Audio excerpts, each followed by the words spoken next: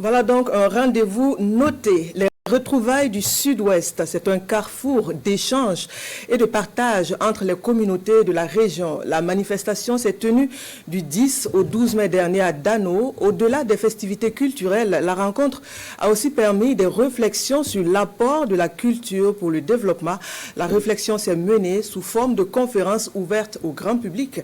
Le point de cette activité avec Isiaka Zabré et Sié Judicaël Poda. Comment la jeunesse peut réussir à se développer sur la base de la culture dans le Sud-Ouest? La question est au cœur de cette conférence qui s'est tenue en marge des 72 heures des retrouvailles du Sud-Ouest.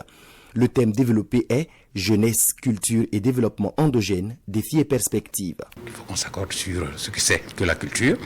Et en ce moment-là, une fois qu'on s'est accordé à minima sur ce que c'est que la culture, c'est faire un peu l'état des lieux de la culture au niveau de la région du Sud-Ouest ici, parce que bon, il y a un certain foisonnement qui est là, mais comment faire en sorte que la qualité finisse par jaillir de ce foisonnement-là, qu'on arrive quand même à rendre la culture, j'ai envie de dire, rentable, parce que c'est une industrie, la culture en fait. Si c'est juste par émotion, tout le monde aime sa culture en tant que telle, mais on ne peut la pratiquer, on ne peut la développer dans un environnement économique aujourd'hui que si on arrive à trouver les moyens de cette expression-là. Il faut accentuer les actions autour de nos plus jeunes frères pour la promotion de la culture.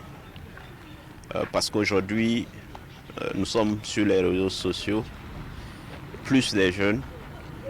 Je pense qu'on peut travailler avec donc, les politiques publiques à filtrer justement tout ce qui se passe sur les réseaux sociaux, notamment TikTok, Facebook, tout ce que les jeunes postent, pour faire à l'image des pays qui utilisent plus sainement ces réseaux-là, comme la Chine, comme le Japon, pour pouvoir donc y retrouver régulièrement des contenus qui nous rappellent notre culture, qui nous rappellent nos origines, qui nous rappellent nos valeurs et notre diversité. Trouver les moyens pour laisser exprimer la culture dans toute sa diversité et sa splendeur, c'est le défi actuel. Le fait culturel doit être payant, c'est la première porte d'entrée de devise. Et la jeunesse a besoin de s'éclairer de la lumière des aînés pour trouver son chemin. On s'accorde à dire que la région est très riche culturellement parlant, mais il faut réfléchir à comment mobiliser des moyens pour permettre à cette effervescence-là, encore une fois, de pouvoir être tamisée et puis arriver à quelque chose qui soit compétitif hors des frontières de la région et peut-être, pourquoi pas, au-delà même du Burkina Faso. Donc c'est un peu le défi qui est là, parce que quand on fait le point de l'existant, paradoxalement, c'est presque une peau de chagrin. Les infrastructures culturelles sont quasiment inexistantes dans la région. Il était important pour nous, sur les retrouvailles du Sud-Ouest, de nous asseoir et de parler de développement. Surtout du développement lié à la jeunesse.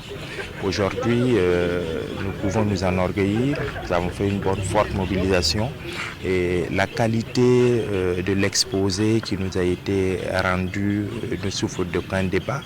Nous repartons de cette conférence pleinement satisfaits et se disant que cette jeunesse que nous essayons d'outiller repart avec quelque chose qui puisse permettre d'aller véritablement vers un développement endogène local. L'heure au Burkina Faso est au retour aux sources. La culture est d'une richesse qui peut conduire au sommet. L'adapter dans toute sa diversité dans le Sud-Ouest, c'est un challenge que les retrouvailles du Sud-Ouest entendent relever.